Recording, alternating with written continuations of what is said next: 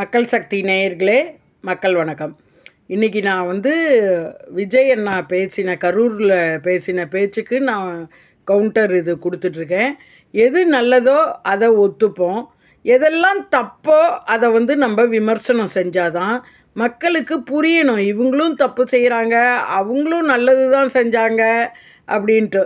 ஒரே கட்சியை 2 வாட்டிலாம் வர வைக்கக்கூடாது. 5 வருஷம் எப்படி கவர்மெண்ட் வேலைக்கு 5 வருஷத்துக்கு ஒரு வாட்டி ட்ரான்ஸ்ஃபர் கொடுக்குறாங்களோ, அது மாதிரி 5 வருஷத்துக்கு ஒரு வாட்டி எந்த கட்சியாக இருந்தாலும் நம்ம மாற்றம் கொடுக்கணும்.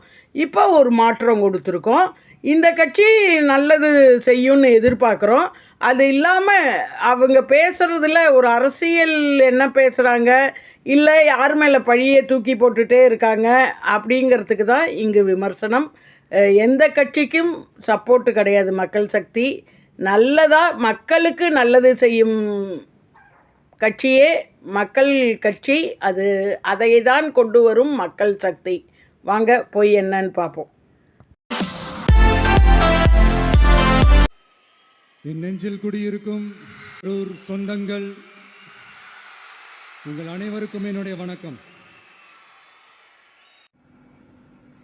பிஞ்சு குழந்தைகளின் நெஞ்சிலும் மக்களின் நெஞ்சிலும் மிதித்து, என் தற்குறிகளால் மிதித்து இறந்தவர்களின் சொந்தங்களான கரூர் மக்களே.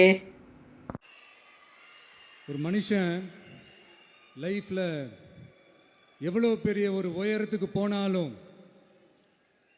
மனசளவில் சில வலிகள், காயங்கள், அதை மறக்க முடியாது இல்லையா? எல்லார் லைஃப்லேயும் அப்படி தான், நமக்கும் அப்படி தான். நிறையா வலிகள், காயங்கள் எல்லாத்தையும் தாண்டி தான் வந்திருக்கிறோம். ஆனால் எல்லாத்தையும் விட ரொம்ப ஜாஸ்தியான அந்த வலியும் அந்த காயமும் எனக்கு அந்த கரூர் சம்பவம் தான். அப்பா என்ன உட்டான்ஸ் சொன்னாங்க உங்களுக்கு ரொம்ப மனசு வலிச்சதுன்னு. அதான் 60 நாள்லேயே மலேசியாவில் போய் அப்படியே விட்டு டான்ஸ் ஆடினீங்களே. என்ன கதையில் ஆரம்பிக்கிறீங்க வசனத்தில்? இப்படி ஒரு சம்பவம் நடந்துருச்சு. இது ஏன், எதனால, அதுக்கான பின்னணி என்னன்ட்டு அந்த வலியோட வீட்டுல உட்கார்ந்துட்டு இருக்கிற ஓடி ஒளிஞ்சிட்டான்னு வர சொல்றீங்களா? வாயின்னு முன்னிருந்தா என்ன வேணாலும் பேசுறீங்களா?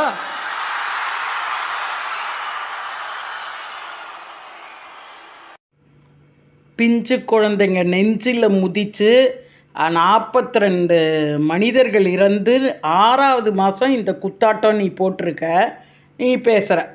நாமக்கல் அந்த மீட்டிங் முடிச்சுட்டு கரூர் வரும்போது அந்த கரூர் போலீஸ் எங்களை அலர்ட் பண்ணியிருக்கலாம்ல.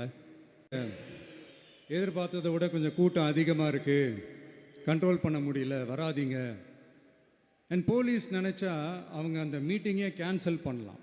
ஏதோ தப்பாக இருக்குது, ஏதோ தப்பாக தோணுது அப்படின்னு நினச்சிட்டாலே all the rights to cancel the meeting. எங்ககிட்ட கேட்கணும்லாம் ஒன்றும் அவசியமே கிடையாது.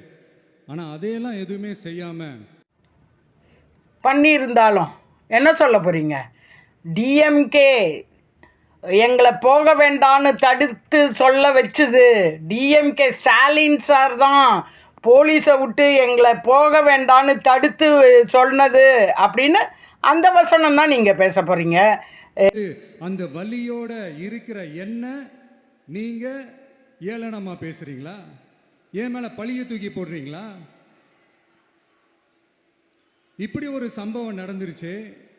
இது ஏன், எதனால, அதுக்கான பின்னணி என்னன்ட்டு அந்த வலியோட வீட்டில் உட்கார்ந்துட்டு இருக்கிற ஓடி ஒளிஞ்சிட்டான்னு வர சொல்றீங்களா? இதுதான் வலியா உனக்கு? காலும் கையும் வலிக்குதுன்னு உதறி அழறையா? 6 மாதத்தில் மலேசியாவில் போய் வலின்னு சொல்லி இப்படி உதறி அழறையா? ஏன்பா கதை விடுற? இதில் வேற மக்களே கேட்குறேனா? ஒரு லேடி சொன்னாங்க, கேட்டல்ல? வாயின்னு முன்னிருந்தா என்ன வேணாலும் பேசுவீங்களா? ஒன்றுமே தெரியாத தற்குறி மக்கள்கள் உனக்கு ஓட்டு போட்டு ஜெயிக்க வச்சுவிட்டா சிஎம்ட்டு நீ என்ன வேணாலும் மேடையில் பேசுவியா? வாயின்னு ஒன்று இருந்தா நீ நடிக்கிறது ஓவராக நடிப்பியா? மக்களே, நான் உங்களையே கேட்குறேன். அன்னைக்கு அத்தனை க்ரௌடு இருந்துச்சு, அந்த க்ரௌடுக்கு தகுந்த மாதிரி போலீஸ் பாதுகாப்பு கொடுத்தாங்களா? காரணமே எல்லாரும் சொல்ற மாதிரி கிடையாது. ஸ்பாட்ல இருந்து கண்ணார பார்த்தவங்க நாங்க சொல்றேன் கேளுங்க. ஸ்பாட்டுக்கு 10 மீட்டர் இடைவெளியில நின்னா தப்பு இல்லைங்களே. நாமக்கல் அப்படிதானே நின்னுச்சு, ஸ்பாட்ல நிக்கலீங்களே. கொஞ்சம் முன்னாடி தான் நின்னு பேசினாரு விஜய். ஆனா இங்கேயும் ஸ்பாட்டுக்கு முன்னாடி தான் நின்னுச்சு. நின்ன வாக்குல விட்டுருக்கணுங்க. இவங்க என்ன பண்ணிட்டாங்க, பஸ்ஸ நகர்த்துனாங்க. மைக்ல தாவேகா தொண்டர்கள் என்ன பண்ணாங்க, மக்கள்லாம் கொஞ்சம் பின்னாடி போங்கன்னு சொன்னாங்க. பின்னாடி போங்கன்னு சொல்லவே கூடாது. பின்னாடி போனா எப்படி நகர்ற அளவுக்கு இடம் இருந்துச்சா? ஒரு துளி ஸ்பேஸ் கிடையாது. அப்ப அவங்க சொன்ன தப்பு, பின்னாடி போங்கன்னு மக்களை சொல்லியிருக்க கூடாது. ரெண்டாவது, பஸ் நின்ன வாக்குல அவர் பேசிட்டு போயிருந்தாருன்னா நின்னவங்க அப்படியே நின்னு பார்த்துட்டு அவங்க பாட்டு கலைஞ்சிருப்பாங்க. இவங்க பஸ்ஸ நவுத்தவும் தான் பஸ்ஸ நோக்கி போயிருக்காங்க மக்கள்.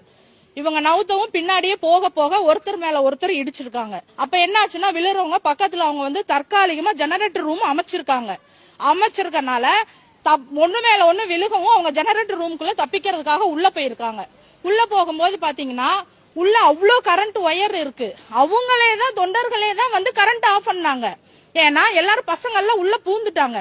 அப்புறம் பாத்தீங்கன்னா விஜய பாக்குறதுக்காக பக்கத்துல இருக்க ஷெட் மேல பசங்க எல்லாம் ஏற ஆரம்பிச்சுட்டாங்க. அது வீடியோலயே வருது.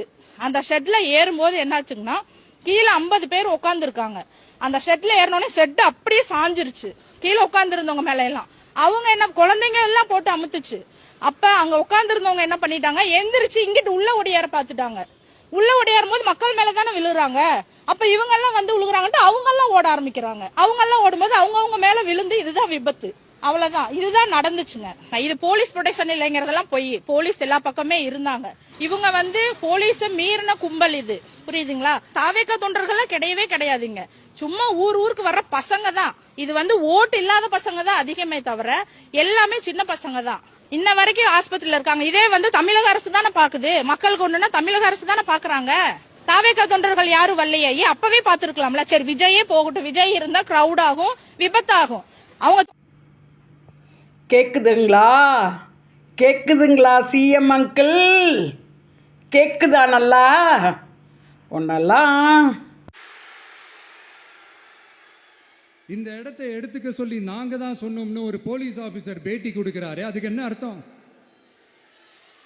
இவ்வளோ வலி, இவ்வளோ காயங்கள் கொடுத்துட்டு பழியை தூக்கி நம்ம மேல போட்டுட்டு அதுல ஒரு அரசியல் ஆதாயம் தேடுறீங்களேயா? உண்மையிலேயும் தப்பு இருக்குன்னு அட்மிட் பண்ணிக்காம நீ எப்படி அரசியல் ஆதாயம் தேடுறியோ அது மாதிரி தேடுறாங்க போல இருக்கு அவங்க.